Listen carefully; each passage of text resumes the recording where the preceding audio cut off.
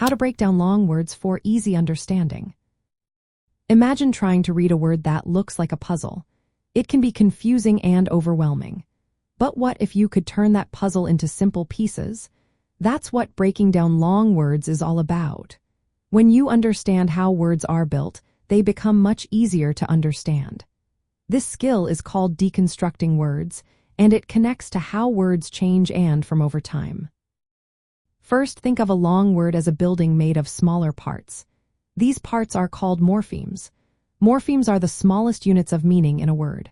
For example, in the word unhappiness, there are 3 parts: un, which means not, happy, which is the main idea, and ness, which shows a state or condition. When you see these parts, you can understand the whole word better. Next, knowing where a word comes from helps a lot. Many English words come from Latin or Greek. For example, the root bio means life in Greek. Words like biology or biography are related to life or living things. Recognizing these roots can give you clues about what a word means, even if you have never seen it before. To break down a long word, start by looking for prefixes. These are at the beginning of a word and often change its meaning. Common prefixes include pre meaning before, re meaning again, and un meaning not. Then find the root or base word which holds the main idea.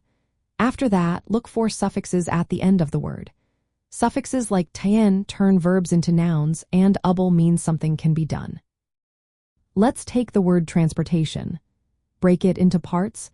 Trans meaning across, port meaning carry, and ation, which shows it is an action or process. Putting these together, transportation is the act of carrying something across a distance.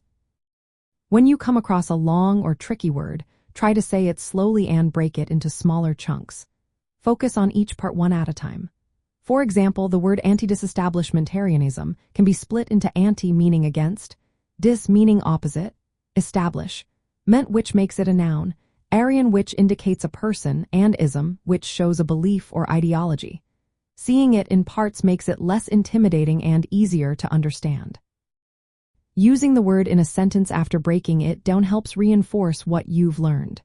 For example, the biologists studied different forms of life, where bio relates to life.